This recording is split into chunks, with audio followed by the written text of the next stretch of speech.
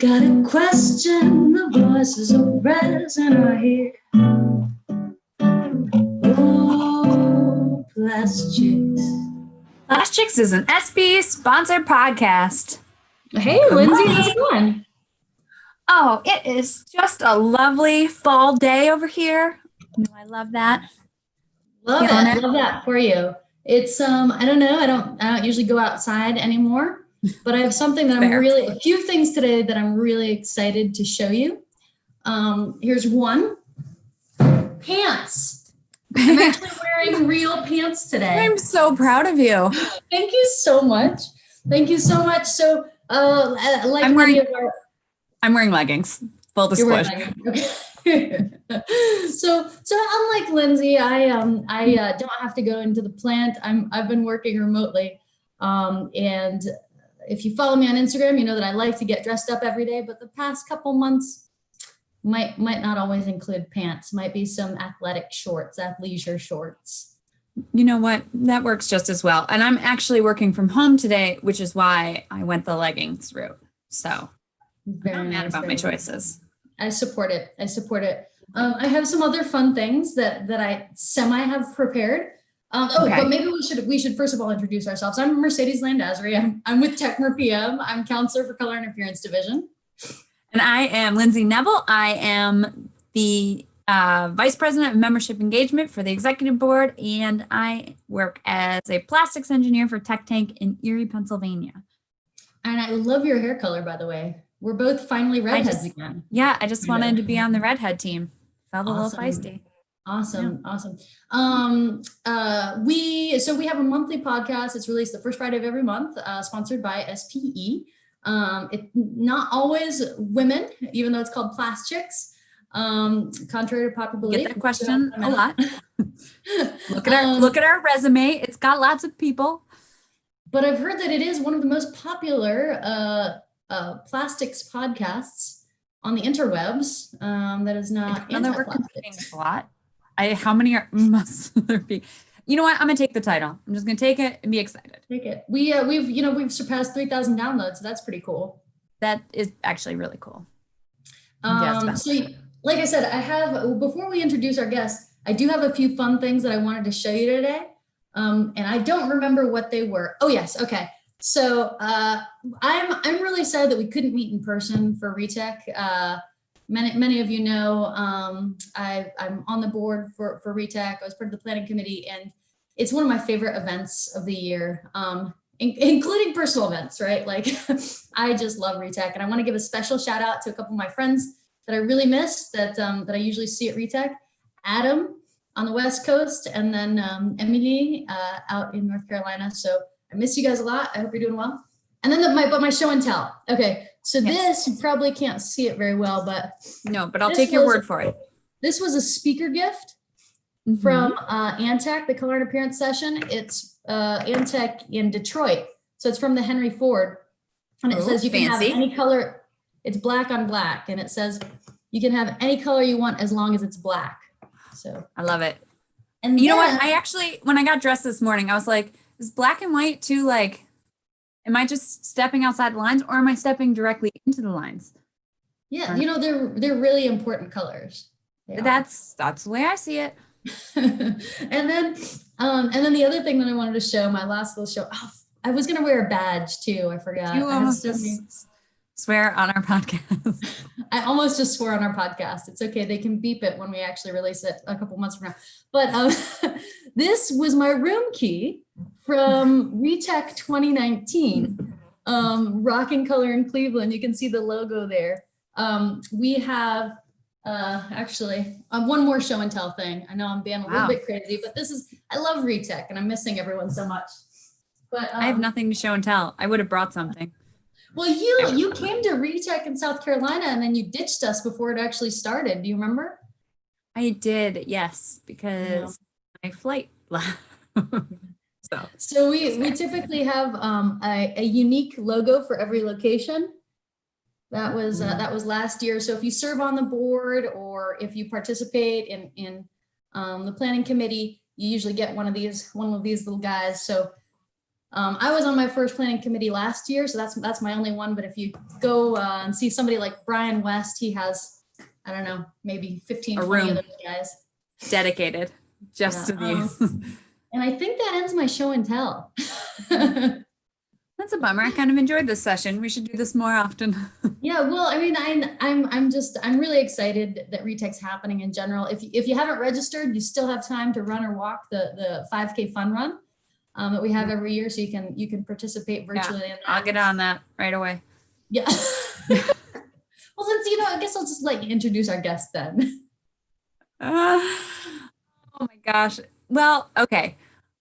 Our guest today, we are pretty jazzed about him. But I'm going to say your last name wrong because here's the thing. That's just my thing. I'm just always going to say last names wrong. So we have Adam Reinitz, right? Or is the other I pronounced? Go ahead. Just correct me now. Let's get it over with. Reinitz, yeah. You got it close enough. It's Reinitz. Okay. I mean, I'm coming from some pretty easy last names and mine still get mispronounced. So I feel like I just got to spread that love. I think you know that. I've heard much worse than that. So I'm sure. Yeah, I was in the ballpark, so we're participating. And so Adam is coming to us from Chemours, and he is oh, sorry. You know what? I am really unprepared. I'm working off of one screen today. Go ahead and let you introduce yourself today. Adam, that's fine. I will happily introduce myself. I am an offering management consultant with Chemours Titanium Technologies. I'm gonna miss one of those words. And I am focused in the plastics industry.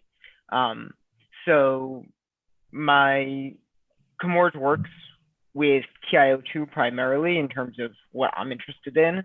And there's a lot of TiO2 that goes into plastics, and it's kind of my job to understand how it's being used in different plastics and really what the direction of the plastics market kind of looks like and what it looks like for TiO2. I'm sorry, one second. My dog is being a... You know what? Cool. We're okay with it. Yeah, I'm going to use this moment to mention that, I was looking for Chemours on Instagram. I'm not sure that they have an Instagram, but I was looking, under Chemours, and then I was like, oh, maybe it's TiO2. Surprised to find that that Instagram handle is open. So if you want the now Mercedes, long story short, Mercedes owns that Instagram handle. For the low price of... Well, welcome, Adam. That sounds dangerous. I think that I met you for the first time at RETEC 2 years ago. 2018, right? Yeah. Yep. Yeah. That was a very fun RETEC. You really broke me into SPE. It was a great time. Yeah. Was that the one in Charleston? That was the one in Charleston. Yeah. So you also just missed Lynzie. But yeah, it's so exciting to get young people involved in the industry, to really get them engaged with SPE. Because I mean, I know, personally, and I think Lynzie can say the same, the more involved you are really in SPE and the association volunteering, the more you get out of it. So I always, anytime I see younger people, I try to rope them in and get them on board. So you then got involved in, we're very aggressive. Lynzie, yes, I'm sorry. You wrote the agenda. You wrote the agenda, Lynzie. Way off. Take the reins. Oh, I was going to let you go with your thing. No, I mean, yeah, just to add on to that, whenever we do see young professionals getting involved, that's something that I know that's a passion of both of ours, because we're very young, but I suppose there are people younger than us at this point. Whatever. And so, Adam, I know obviously you're involved with the Young Professionals Committee, formerly known as the Next Generation Advisory Board. And I always feel like I have a special appreciation for color and appearance, because I feel like it's kind of the gateway SPE. I feel like people get lulled into oh, look at this. This place is really great. This place is really cool. And then we trap them and we sign them up for more stuff, and they have no idea what hit them. I think it's a pattern. I will neither confirm or deny how this is how I got into SPE. I know it is. I know it is. All right. So how, obviously plastics isn't necessarily like everybody knows about, hey, I want to be a plastics engineer when I grow up. So how did you get into this industry?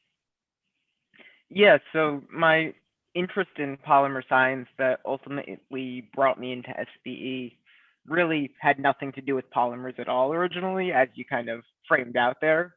I was studying material science at Johns Hopkins, and really I just wanted to do research and I wanted to work in really cool labs. And Johns Hopkins had a lot of really cool labs, but because most of their very well-funded labs were biotech related, I went and did biomaterials research. That was kind of the natural place to go if I wanted to work with cool technology there. My pivot towards plastics really happened when I decided against doing a PhD, and I needed to figure out how to leverage what I learned in that lab for industry. So it was either on one hand, cell culture and biochemical analysis work, or on the other hand, it was things like material selection, processing, and surface characterization with a really heavy focus on polymers. Simply put, cell culture is the worst. Nothing's worse than being out with friends on a Saturday night and realizing that you need to run into lab to keep your cells alive. So never ever wanting to touch cells ever again in my life. That's fair. I pushed my career towards the polymer characterization direction.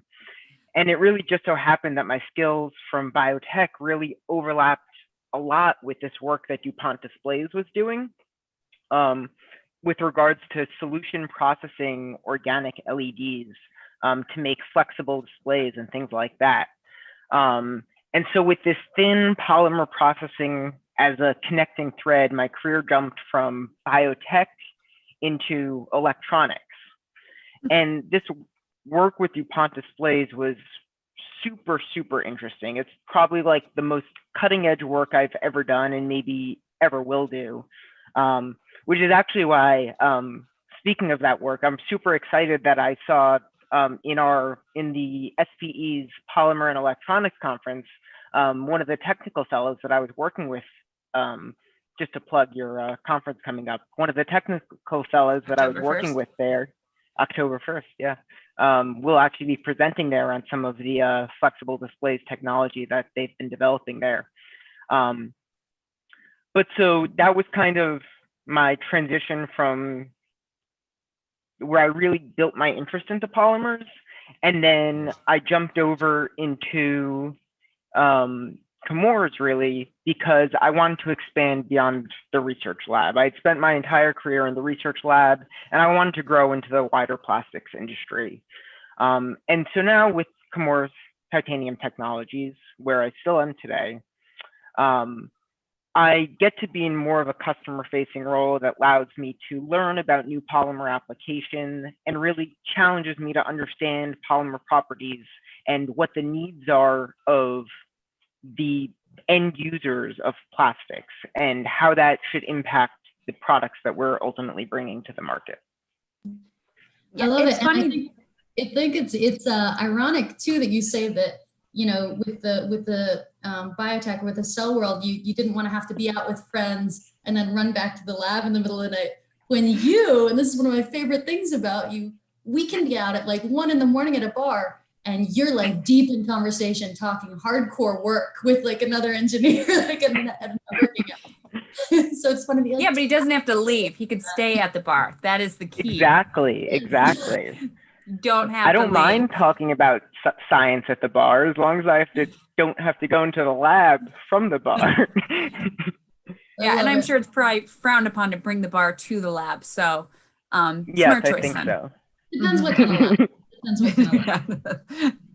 Yeah, and I love that like your choice was basically like, I don't want to do this, so I guess I'll go into plastics.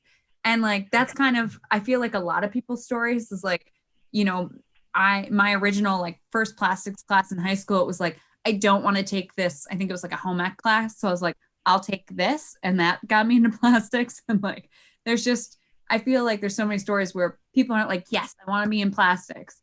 But then they get there and they're like, hey, this is pretty great. Yes.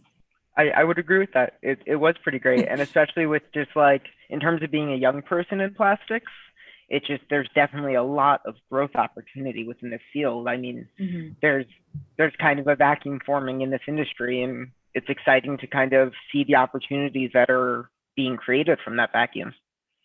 Which is why Mercedes and I trap young professionals. Just maybe not the preferred term. So let's talk about Chemours, and you have a corporate responsibility commitment in regards to TiO2?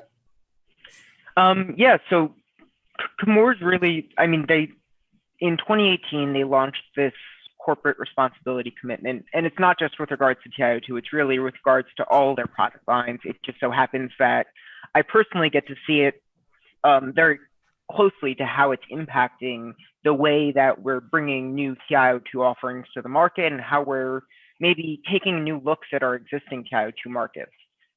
So just from a what this is standpoint, in 2018, we announced these 10 goals for 2030 that can range from reducing our carbon footprint to investing in the communities where we're living and where we're working. And these goals are intended to help us stay accountable to our stakeholders, basically, people like our customers, the communities we're in, our investors, our regulators, and really position the company for long-term success in a world that more and more needs to be focused on being more sustainable in order for us all to survive ultimately. And so this effort has really helped to grow the way we think about all of our products. And for me, with regards to TiO2, it's been really interesting to see how we've been identifying ways that TiO2 plays into the plastic sustainability message. And again, this is me just playing into my polymer interest. It was really like, okay, we're a TiO2 company, but how does this tie into the sustainability goals of the plastics industry? And we're doing this, we're really focusing in on different applications that we serve into, and we're calling them these product sustainability risk assessments. What that basically means is we're trying to identify existing offerings that have some positive sustainability impact. And also, when we're trying to bring new offerings, we're trying to prioritize opportunities that maybe have a positive sustainability impact, using those UN Sustainability Development Goals as kind of like a guidepost there. And there's really a lot of examples of these where TiO2 is kind of essential to the sustainable performance of plastics applications. Just to name a few, there's things like agricultural films, there's cool roofing, which is another really important one. A lot of flexible packaging depends on TiO2 to provide light protection. And there are also things like solar panels are using films with TiO2 in the back film to provide added solar reflectance.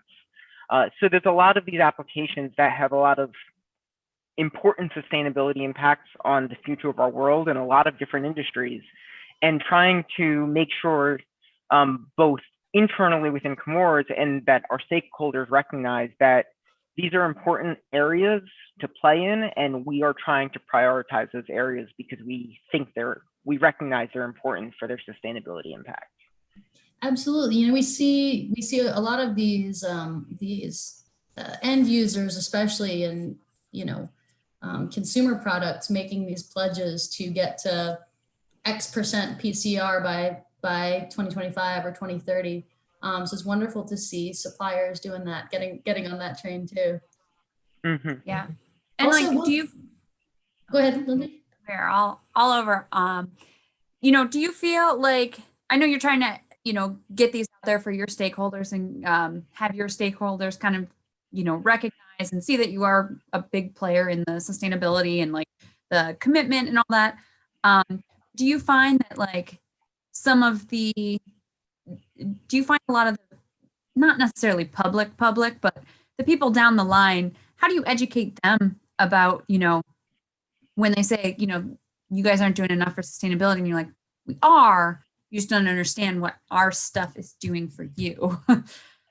You know, is that something that you guys struggle with, or? I mean, I think that's a given challenge of being a supplier at the top of the market is we are fundamentally disconnected from the customer. But despite this, we try to communicate to our customers the role that TiO2 is playing for them to achieve their sustainability goals. So if we talk about cool roofing, for instance, where you're trying to keep a house cool to make it more energy efficient, that's working because that white roof is reflecting sunlight. Right. And the reason why it's reflecting sunlight is because of the TiO2 that's incorporated into that film is 90% solar reflective and is doing an excellent job of keeping the light out to maximize the efficiency. So really communicating how our products are contributing to their ultimate performance, and that can then in turn help them market their product. And this ends up happening as sometimes plastic product producers who are incorporating TiO2 who really recognize the benefit that TiO2 is providing are trying to speak to their customers about that benefit. You'll see marketing specifically about including TiO2 in this to provide solar protection and things like that.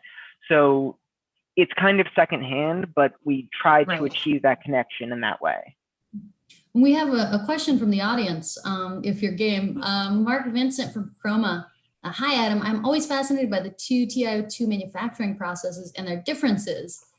In your analysis, which TiO2 process is more sustainable, sulfate or chloride? That is a great question. I don't have a great answer because I have not been on the manufacturing side of the process. My focus is more on the performance. What I can say, at least, is that the end product or the predominant end product from the chloride process is rutile TiO2.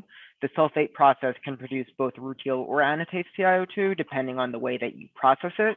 And at least in terms of many of the ways that TiO2 can provide a sustainability benefit in terms of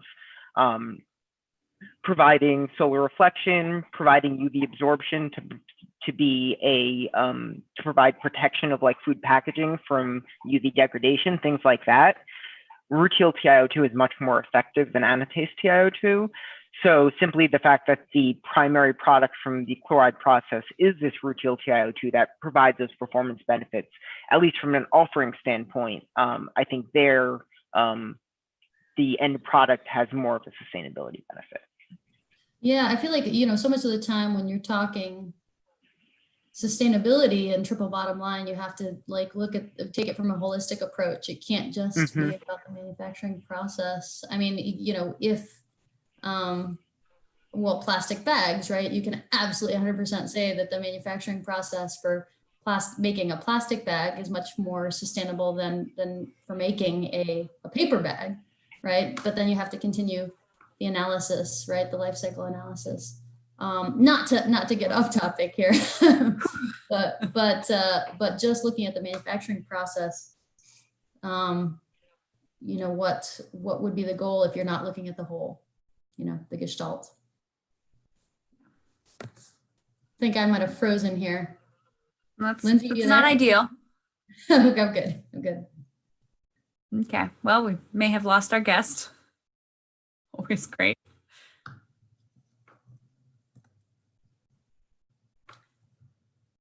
See, now this would be the time for show and tell.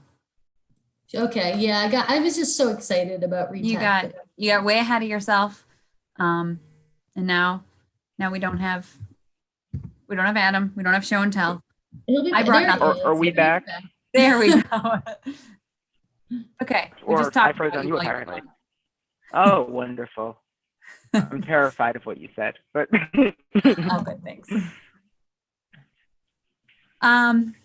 So obviously this is the question we have to ask everyone, since we're all sitting on a virtual conference instead of a physical, fun, bar inclusive conference. How has your how's your industry supply kind of been affected by this pandemic? Have you guys been impacted? Have you been able to manage it? Everything's on fire. I mean, honestly, it's been kind of amazing how we really have been able to not be impacted by it. And really, I mean, certainly the way that we are conducting business has been impacted in terms of the way that we're doing work at the plants and the safety protocols that we've had to put in place to really make sure that we can continue producing the product that we need to be producing for our customers.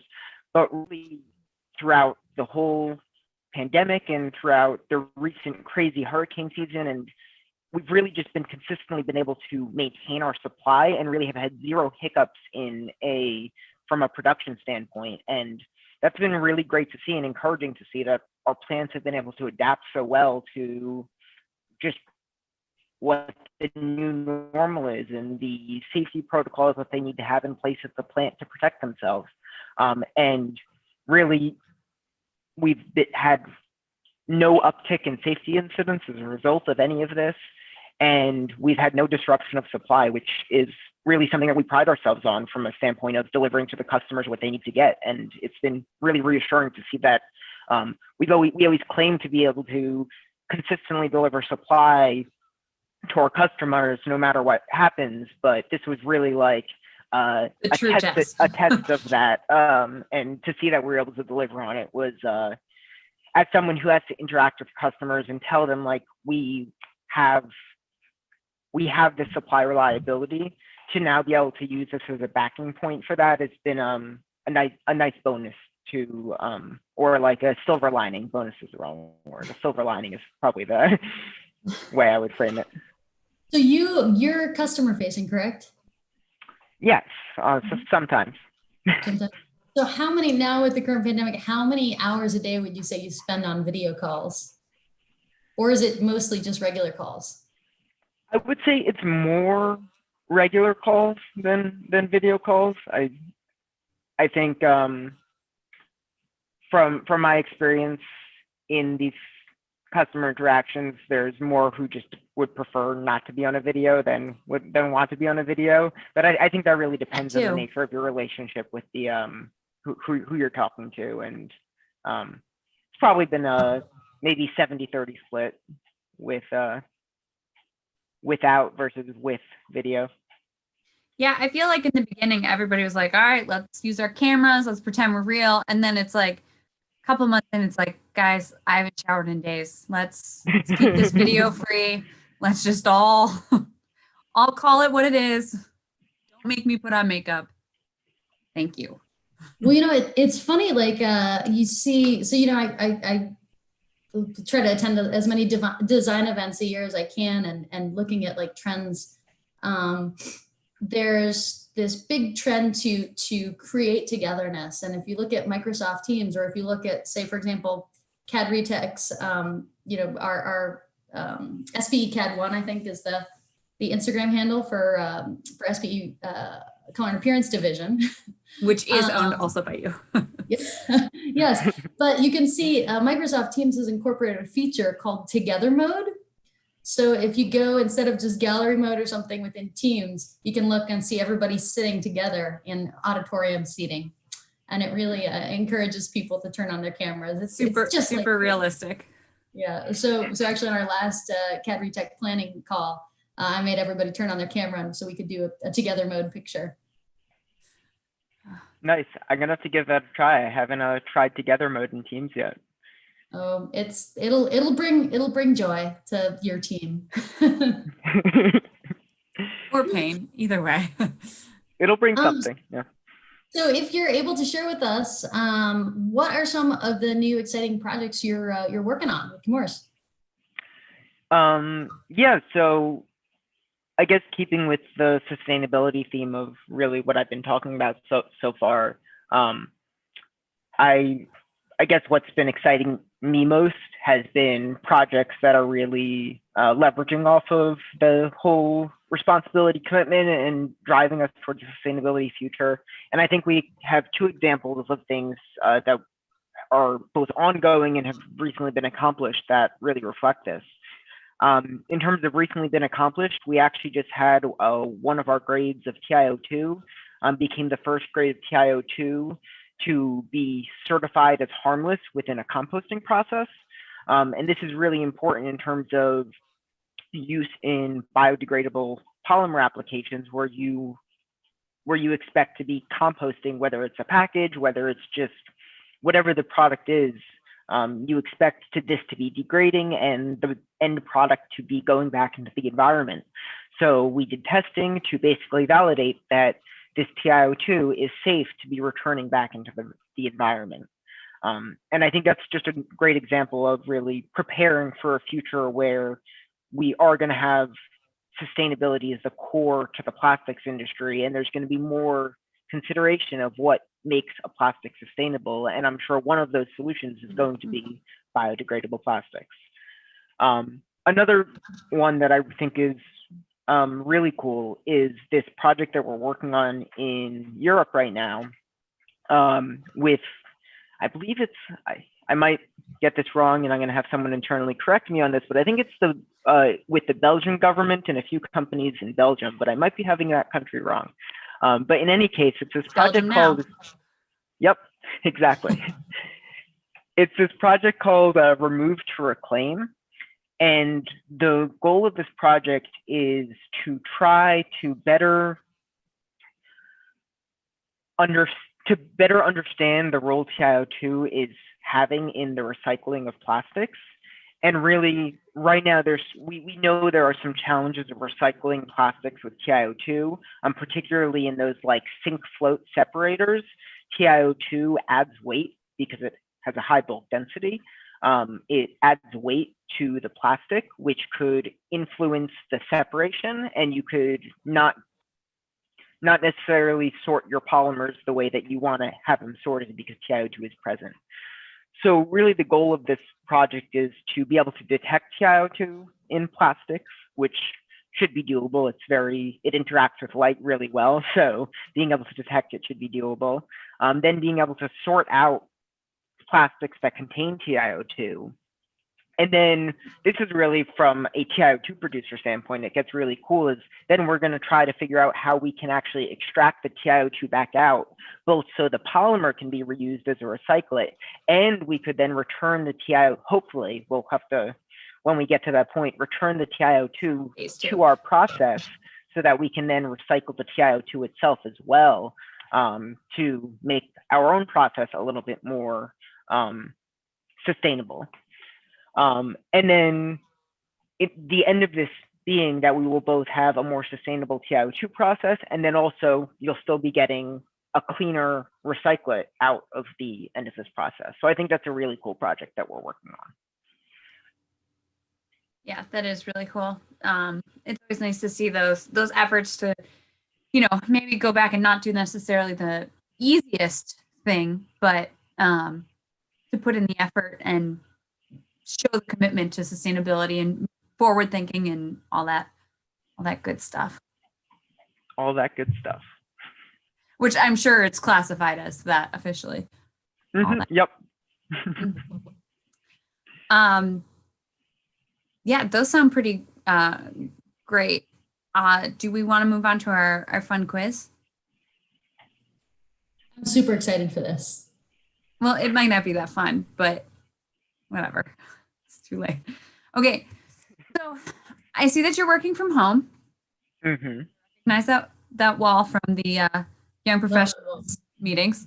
Yep, I call it my EBSD wall, electron backscatter detector. It kind of looks like the data that comes out of the. Yep, I'm a nerd. I know. I love it. I think it's. Recognize that. I totally should have recognized that. It was on the tip of my tongue. I was like, it's and then I was like, oh, I don't know. It's that wall. So, I guess the first question is, are you going into work at all, or are you totally at home right now? I am totally at home right now as someone who's kind of more on the commercial side of the organization at this point. There's really no reason. Actually, I'm based out of our headquarters in Wilmington, Delaware, and our headquarters are pretty much hardly open at least until January at this point, and I don't expect to be back in the office at least until January, if not longer than that. Okay. Which I'm okay. I like working from home. We'll see. Sometimes it's good. Sometimes you don't have to wear pants like Mercedes. Yep. Sometimes you can throw on I pants. will not acknowledge my current pants situation. Then neither will we. Don't ask, don't tell. So that brings me to my game, and it's called, it's really catchy. It's called Home Office or Work Office. Put a lot of time into this. And basically, I'm going to go through and ask you some things, and you have to tell me what is the better office for these situations, or the worst office. Just, you'll see. It's not a hard game. I came up with it while I was eating my sandwich before I made the agenda. So I'm slightly nervous, but okay. We wouldn't throw anything super scary at you. No, never. Not completely. Which office has more interruptions? Home office, work office? Home office, definitely. You got to experience one with my dog. It's always the same interruption, but it's definitely more frequent. More often. So you don't have like a Janet from accounting or anything like that, the work office? I am keeping score, and, so I will tell you. And our office has like these huddle rooms that we can, like, it's an open office kind of, which means that you would think there'd be room for disruptions, but because we have like these huddle rooms that we can isolate in if we have an actually like important meeting, that kind of reduces the disruption there. And I do not have a dog who howls at a doorbell every hour in my work office. He's just looking out for you. He's just protecting you from the dangers outside. I know that's what he thinks he's doing. Lynzie doesn't have a dog, but she has a really nasty cat that just pushes it'll just like look straight at her and be like, yeah, he's like anything that's up on a counter, it's don't count on it. It's just going to be on the floor. He's a real son of a gun. His name is Ralph, so he's probably mad about his name, but whatever. Oh, next one. What office has the better view? Which office is there? I'm gonna go with my home office. I think my work office has like a view inside of the building. It's like an office building that's kind of like built around, and like there's not a courtyard down there. There's just like kind of a roof down there. But here, like, I've got a backyard back there. There's actual like sunshine coming in here. That's good. Yeah, my work office actually has it just has like a window, and there's a grapevine growing behind it. I was gonna say a grape tree, and I'm like, that's not real. And it's great, except people will walk by and eat grapes off of it, and that it's not great when you have people walking behind you and you're unaware of it. Which office has the better coworkers? You can pass. We should say that Adam is newly married, so that's my wife works in manufacturing. She's going into the office. Yeah, I'll go with the work office. I definitely miss having people around as much as my dog makes wonderful company during the day. He's not quite human interaction, and I got out of the research lab and into like the commercial side of the plastics industry to have more human interaction. So I definitely do miss that aspect of it. Okay, that's fair. That's what I was going to say about the view. Like, that's why I would pick like my office view instead, even though there's no like exterior windows. It's like, I miss looking at people. I miss looking at the people that I work with. That's fair. I'm still looking at the people, so I'm good. Which office has better cafeteria food? I guess I'll go with the work office. We're kind of right downtown in Wilmington. So in addition to like our headquarters building has like this nice like, it's called Deco down there. It's like this nice food space where there's a lot of different types of food down there. But you can also just like walk right outside, and you're in the middle of not a big city, but you're in the middle of a city. So there's literally anything you could want to eat. That's not bad. Well, that leads me to my second part of that question. Where do you order more food from? Home or work? Probably home, I guess. I don't order I that have a much lot of food.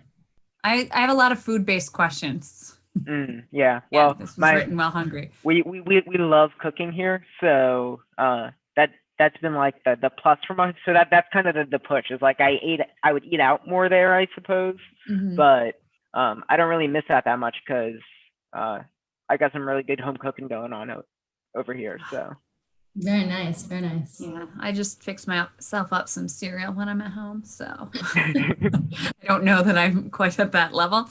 But like, doesn't Danny make you ham loaf though on the reg? He does, and actually, my mother-in-law is here today, so she made us sandwiches that I started it, but I put it aside because we started this.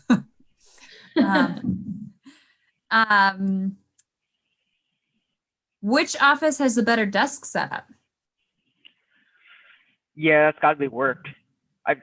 My home office has gotten nice now. Like I've got the 2 screens here and stuff, but there I got a sit stand desk, and that I miss dearly. That is key. That is key.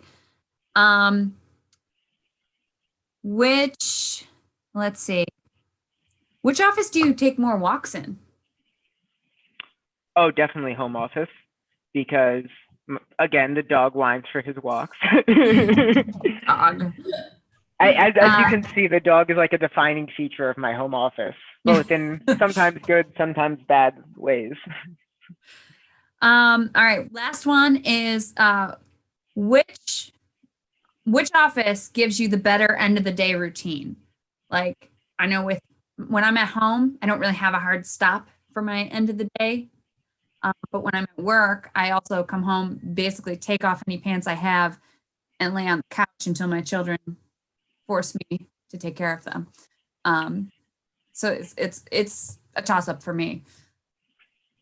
For me, it's going to be home office because I've learned to enjoy working from like 8 to 10 p.m. Like, I don't know why. I just really so I'll just like do a bunch of work in the morning into the early afternoon, and then I'll just kind of like stop working for a while, and then I'll pick it up later. So it really has because I don't feel compelled, okay, I'm in the office during these hours, so I need to work during these hours.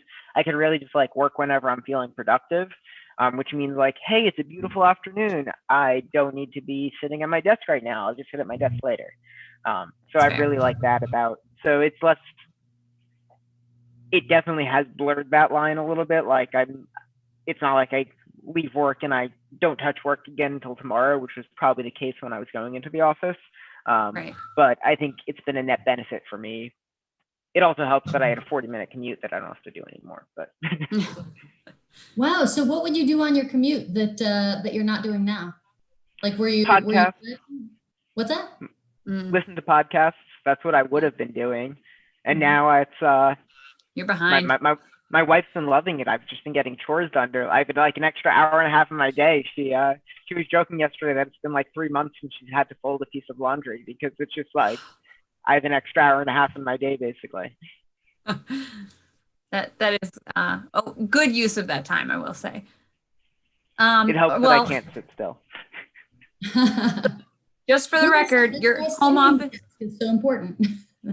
Yeah, sit stand. Your home office and your work office came out perfectly even. So you will be fine in whatever environment you're in. That's right. My 17 magazine assessment of this quiz. Love it. Love it. Well, Adam, if you could give us one piece of advice for people thinking about getting into the plastics industry, because of course this is going to be broadcast on, apart from all RETEC. The things. If you give one piece of advice to a young person in the plastics industry or somebody thinking about getting into the plastics industry, what would it be?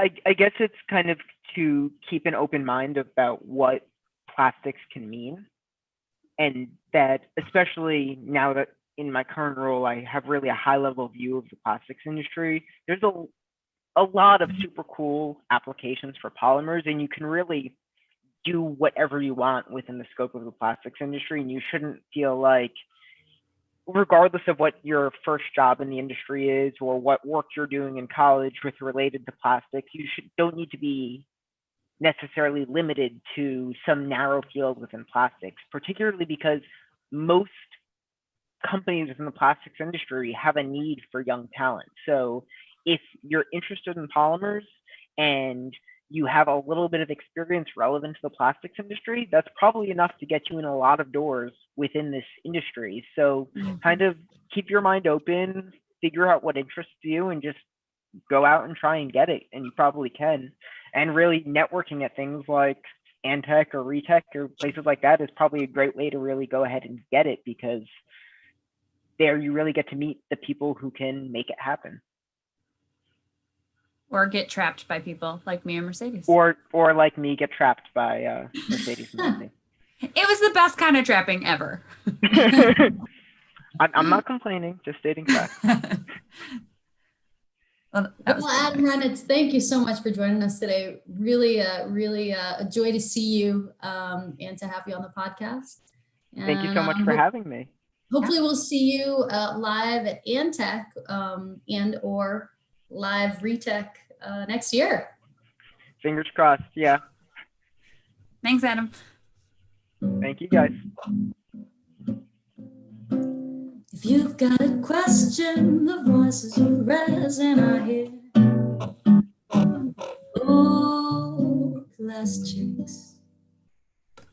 Thanks, everyone.